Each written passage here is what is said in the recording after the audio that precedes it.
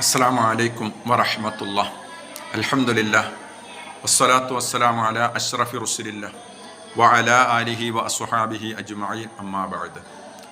മഹാനായ റസൂലുള്ളാഹി സ്വല്ലല്ലാഹു അലൈഹി വസല്ലമയുടെ പ്രിയപ്പെട്ട പത്നിമാർക്ക് പറയുന്ന പേരാണ് ഉമ്മഹാത്തുൽ മുഅ്മിനീൻ. സത്യവിശ്വാസികളുടെ മാതാക്കൾ എന്നാണ് അവരെ പറ്റി പറയുന്നത്. അങ്ങനെയുള്ള ഉമ്മഹാത്തുൽ മുഅ്മിനീങ്ങളിൽപ്പെട്ട ഒരു സ്ത്രീയാണ് മഹദിയായ സൈനബ ബിൻത് ജഹ്ഷ് റളിയല്ലാഹു തആല അൻഹ. റസൂലുള്ളാഹി സ്വല്ലല്ലാഹു അലൈഹി വസല്ലമ തങ്ങൾക്ക് വലിയ ഇഷ്ടമുള്ള സ്ത്രീയായിരുന്നു. എത്രത്തോളം എന്ന് വെച്ചാൽ സൈനബ ബിൻത് ജഹ്ഷ് റളിയല്ലാഹു തആല അൻഹയുടെ കാരണത്താലാണ് വിശുദ്ധമായ ഖുർആനിൽ വാനലോകത്ത് നിന്നും പർദയുടെ നിയമം പോലും അല്ലാഹു സുബ്ഹാനഹു വ തആല ഇറക്കിയിട്ടുള്ളത്. വളരെ അഭിമാനത്തോടുകൂടി പലപ്പോഴും അവരത് പറയുകയും ചെയ്യുമായിരുന്നു. മാത്രമല്ല സൈനബ റളിയല്ലാഹു തആല അൻഹ പലപ്പോഴും പറയും, എൻ്റെ നിക്കാഹ് നടത്തിത്തന്നത് വാനലോകത്ത് നിന്നാണ് എന്നാണ്.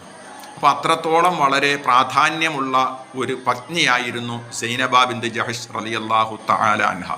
വളരെയധികം ധാരാളം ഇബാദത്തുകൾ ചെയ്യുമായിരുന്നു. രാവും പകലുമൊക്കെ ഒരുപാട് ഇബാദത്തുകൾ ചെയ്യുന്ന സ്ത്രീയായിരുന്നു. ഖുർആൻ ഓതുകയും ദിക്റുകൾ ചൊല്ലുകയും ദുആ ചെയ്യുകയും ഒക്കെ ചെയ്യുമായിരുന്നു. മാത്രമല്ല കഴിവിൻ്റെ പരമാവധി ആഴ്ചയിൽ കുറയാതെ തന്നെ 3-4 സുന്നത്ത് നോമ്പുകൾ അവർ പിടിച്ചു വീടുകയും ചെയ്യുമായിരുന്നു.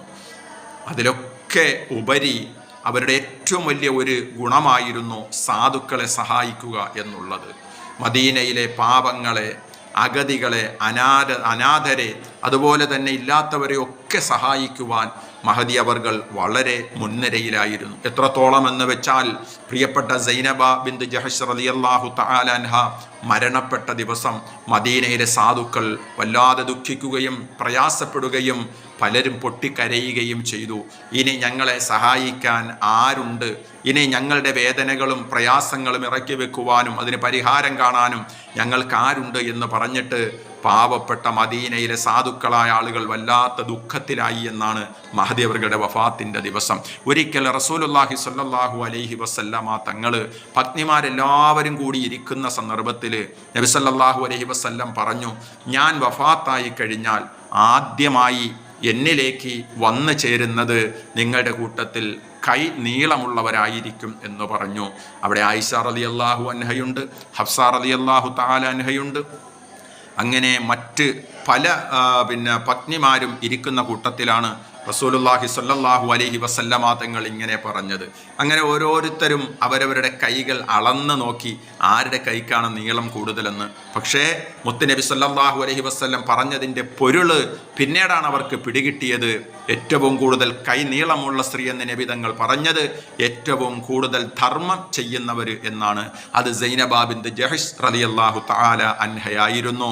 നബി സല്ലല്ലാഹു അലൈഹി വസല്ലമ തങ്ങൾ വഫാത്തായി ഹിജ്റ 53-ാമത്തെ വയസ്സിൽ പ്രിയപ്പെട്ട നബി സല്ലല്ലാഹു അലൈഹി വസല്ലമയുടെ പത്നിമാരിൽ ആദ്യമായി നബിതങ്ങളിലേക്ക് ചെന്ന് ചേർന്ന വഫാത്തായ സ്ത്രീയാണ് സൈനബ ബിൻത് ജഹ്ഷ് റളിയല്ലാഹു തആല അൻഹ.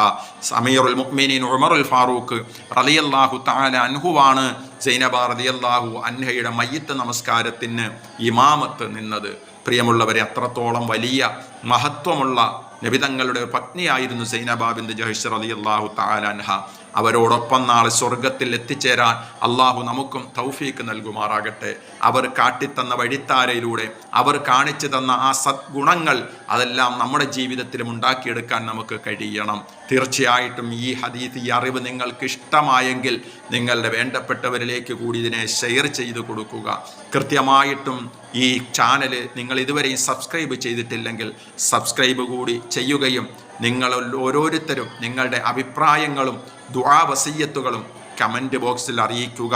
ഞാനും ദുആ ചെയ്യാം, നിങ്ങളോടും ദുആ വസിയ്യത്ത് ചെയ്തുകൊണ്ട് വീണ്ടും ഇൻഷാ അല്ലാഹ് വിലപ്പെട്ട അറിവുമായിട്ട് നമുക്ക് കണ്ടുമുട്ടാം. അല്ലാഹു സുബ്ഹാനഹു വ തആല തൗഫീഖ് നൽകട്ടെ. വആഖിറു ദഅവതി അനിൽ ഹംദുലില്ലാഹി റബ്ബിൽ ആലമീൻ. അസ്സലാമു അലൈക്കും വറഹ്മത്തുള്ളാഹി തആല വബറകാതുഹു.